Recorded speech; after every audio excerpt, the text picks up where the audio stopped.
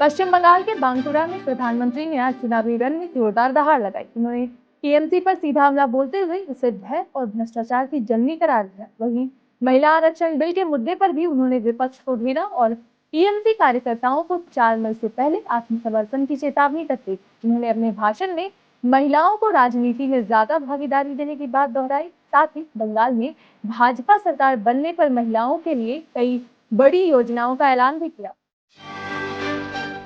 केंद्र सरकार ने महात्मा गांधी नरेगा योजना के तहत बड़ा फंड जारी किया है। केंद्रीय मंत्री शिवराज सिंह चौहान ने बताया कि 17,744 करोड़ रुपए राज्यों को पहली किस्त के रूप में दिए गए हैं। इसका उद्देश्य है कि मजदूरों को समय पर काम और मजदूरी मिल सके। सरकार ने राज्यों को निर्देश दिए हैं कि भुगतान में किसी तरह की देरी न हो। साथ ही हर जरूरतमंद परिवार तक जॉब कार्ड पहुंचाने पर जोर दिया गया है। यह कदम ग्रामीण रोजगार को मजबूत करने की दिशा में अहम माना जा रहा है।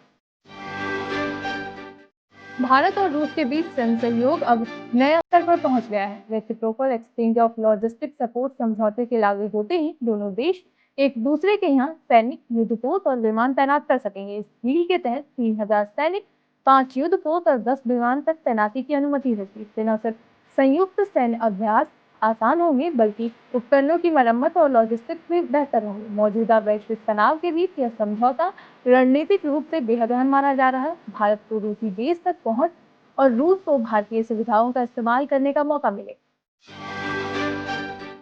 प्रधानमंत्री मोदी के राष्ट्र के नाम संबोधन ने चुनावी माहौल में नया विवाद खड़ा कर दिया है। सीपीआई सांसद पी संतोष कुमार ने चुनाव आयोग में शिकायत दर्ज कर इसे आदर्श आचार संहिता का उल्लंघन बताया। आरोप है कि सरकारी प्लेटफॉर्म का इस्तेमाल कर राजनीतिक संदेश दिया गया, जिससे जनता की राय प्रभावित करने की कोशिश हुई। इस पूरे मुद्दे ने अब सियासी बहस को और तेज कर दिया है। इस मामले में विपक्ष लगातार हमलावर है, जबकि सत्ता पक्ष इसे बेबुनियाद बता रहा है। ऐसे में अब सभी की नजर चुनाव आयोग के अगले कदम पर टिकी हुई है।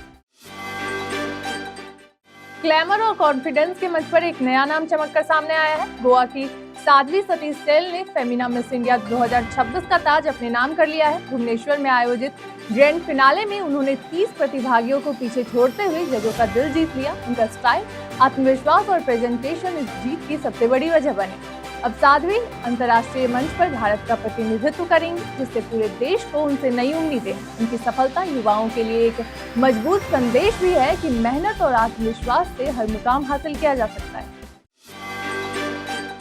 महिला आरक्षण बिल को लेकर मध्य प्रदेश में सियासत गर्म हो गई है। मुख्यमंत्री मोहन यादव ने इस मुद्दे को लेकर सड़क से लेकर विधानसभा तक लड़ाई लड़ने का ऐलान किया है। इस मुद्दे को लेकर प्रदेश भर में प्रदर्शन की तैयारी है और इस पर चर्चा के लिए विशेष सत्र भी बुलाया जा रहा है। बीजेपी इसे महिलाओं के सम्मान और अधिकार का मुद्दा बता रही है, जबकि विपक्ष पर महिला विरोधी होने के आरोप लगाए जा रहे हैं। यह मुद्दा सिर्फ संसद तक सीमित नहीं रहा, बल्कि जनता के बीच एक बड़ा राजनीतिक मुद्दा बनता जा रहा है।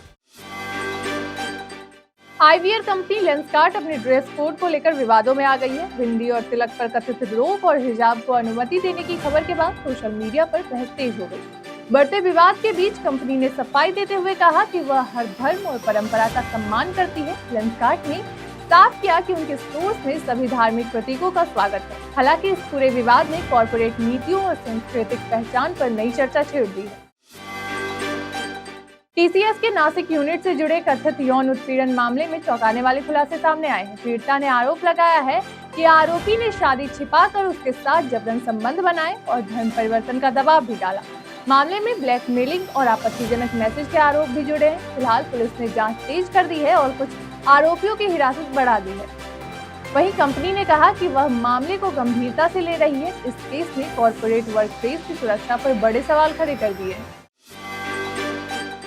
उत्तर प्रदेश के गाजीपुर में शादी से पहले एक दूल्हे ने ऐसा कांड किया कि बारात से पहले ही जेल पहुंच गया। जनरेटर विवाद में दूल्हे ने युवक को गोली मार दी। इस घटना के बाद पुलिस ने आरोपी को गिरफ्तार कर लिया है। 20 अप्रैल को होने वाली शादी अब रुक गई है और घर में खुशी की जगह सन्नाटा पसरा है। वहीं घायल युवक का इलाज वाराणसी में चल रहा है।